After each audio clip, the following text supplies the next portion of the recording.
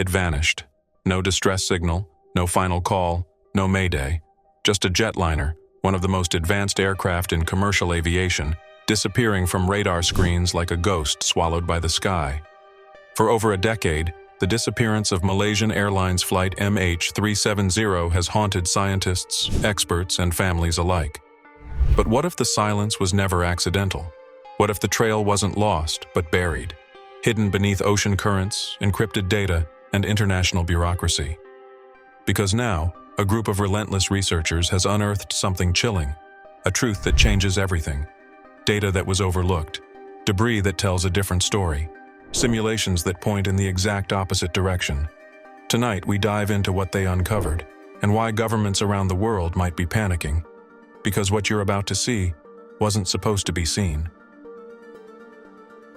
In the days following the disappearance of MH370, most attention focused on military radar, transponder data, and the now famous Inmarsat ping arcs that tracked the plane's supposed flight path deep into the southern Indian Ocean.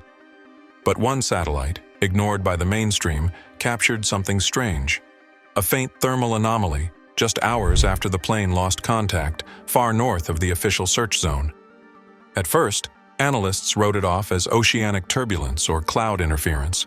But independent researchers, using advanced image analysis software, revisited the data and noticed something no one expected.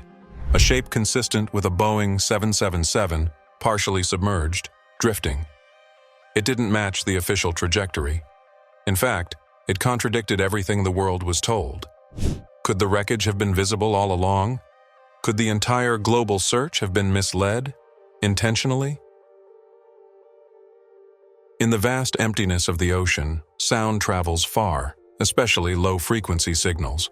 That's why underwater hydrophone arrays, used for detecting nuclear tests, became unlikely tools in the MH370 investigation. On March 8, 2014, several of these arrays recorded a low-frequency acoustic anomaly in the southern Indian Ocean, a powerful sound consistent with a large object impacting the water. Yet, curiously, this signal didn't line up with the satellite path claimed by investigators. Even more curiously, some hydrophone data from regions closer to the newly suspected location was never released to the public. Experts from oceanographic institutes raised alarm. Why were certain arrays redacted from final reports? What were governments trying to suppress? Was there more than one impact? Or worse, was there no impact at all? In a strange twist that many media outlets brushed aside, investigators discovered that the captain of MH370, Zahari Ahmad Shah, had a personal flight simulator at home. While many pilots use them for training or recreation, what disturbed authorities was a specific saved route, one eerily similar to the suspected final path of MH370. But what if the pilot hadn't been rehearsing a hijacking? What if he had discovered something? According to the researchers' new report, certain files from the simulator contained coordinates now connected to the recently discovered debris fields. Could Zahari have known something others didn't? Was he tracing a possible emergency landing route or mapping areas of interest deliberately omitted from official maps? The implications are terrifying. Either he was involved or he was trying to warn us. Since 2015, more than 30 pieces of debris believed to be from MH370 have washed up on beaches scattered across the Indian Ocean. But these fragments aren't just broken metal. They're forensic time capsules. Researchers who recently studied barnacle growth on these fragments noticed inconsistencies. Barnacles that shouldn't be there if the plane had crashed, where officials claimed. Temperature patterns on the debris didn't match deep ocean conditions. One flap was locked in a position suggesting it was deployed during a controlled landing attempt, and another part had scrape marks on it, as if it had made contact with a hard surface, not water. These aren't clues, they're contradictions. And taken together, they suggest something deeply unsettling, that MH370's final moments were nothing like we've been told. As independent researchers narrowed down the alternate trajectory of MH370, an unsettling pattern emerged, one that pointed directly toward a highly classified military installation, Diego Garcia.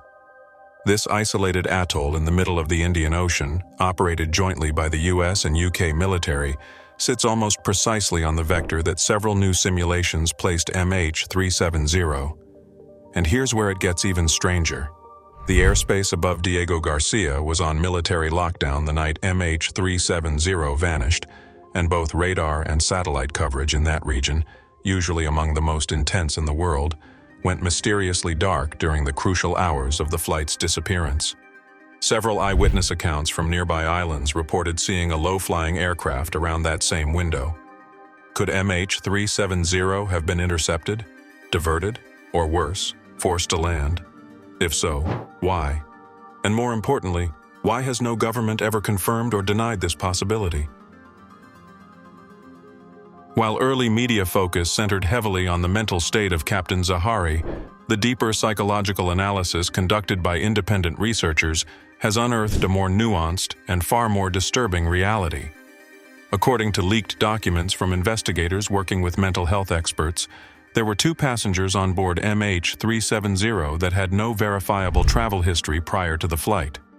No digital footprint, no family tracing, and no employment background.